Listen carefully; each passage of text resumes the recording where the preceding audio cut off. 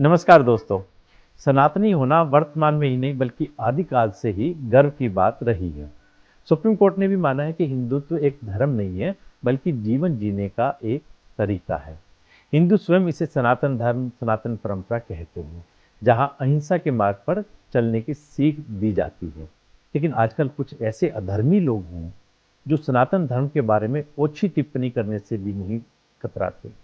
एक तरफ अमेरिका के लुइसविले शहर में 3 सितंबर को सनातन धर्म दिवस मनाने का ऐलान किया गया है। वहीं दूसरी तरफ वोट बैंक और तुष्टीकरण की राजनीति करने के लिए तमिलनाडु के सीएम के स्टालिन के बेटे उदयनिधि ने सनातन धर्म को डेंगू, मलेरिया और कोरोना जैसी बीमारियों से उसकी तुलना कर डाली। ये हमारी संस्कृति, हमारे इतिहास और हमारे महान सनातन धर्म का अपमान है। आपको याद होगा पृथ्वीराज चौहान का, जो आखिरी हिंदू सम्राट थे। उन्होंने मोहम्मद गोरी को कई बार मार मार कर भगाया था।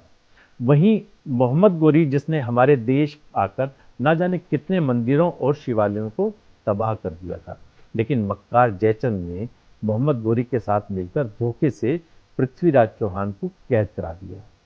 गोरी पृथ्वीराज चौहान को बंदी बनाकर अपने राज्य ले गया। वहां उन्हें यातनाएं दी गई और यहाँ तक कि उनकी आंखों को लोहे के गर्म सरियों से फोड़ दिया गया। लेकिन हमारे सनातनी सम्राट ने फिर भी जान की भीख नहीं मांगी। आखिरकार पृथ्वीराज चौहान से उनकी आखिरी इच्छा पूछी गई। उन्होंने भरी सभा में अपने मित्र चंदबरदाई के शब्दों पर शब्द भेदी बाण का उपयोग करने की इच्छा प्रकट की।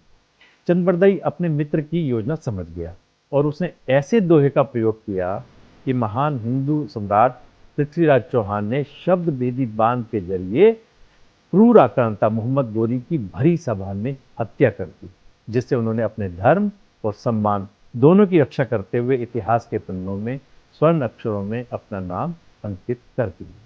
यानी अब समय आ गया है कि हर सनातनी को अपना धर्म बचाने के लिए अपनी आवाज उठानी चाहिए, क्योंकि धर्मशास्त्र कहते हैं कि धर्म का अनादर होते देखकर भी जो चुप रहता है वो महापापी है, परंतु धर्म की रक्षा करने हेतु जो प्रयत्न करता है वह मुक्ति का अधिकारी होता है। और धर्म स्वयं उसकी रक्षा करता है जो धर्म की रक्षा करता है। किसी ने कहा है, दोस्तों बहुत खूबसूरत बात कही है, मैं मूर्ति की पूजा करता हूँ इसलिए तुमने मूर्तियां तोड़ी, मैं मंदिर की पूजा करता हूँ इसलिए तुमने मंदिर तोड़े, लेकिन तुम भूल गए मैं सूर्य की पूजा करता हूँ, हिम्मत है तो बुझा दे। मैं अग्नि की पूजा करता हूँ, हिम्मत है तो अपने घर का चूल्हा अपने हाथों से बुझा दे। मैं मिट्टी की पूजा करता हूँ, हिम्मत है तो अपनी कब्र से मिट्टी हटा दे। नमस्कार।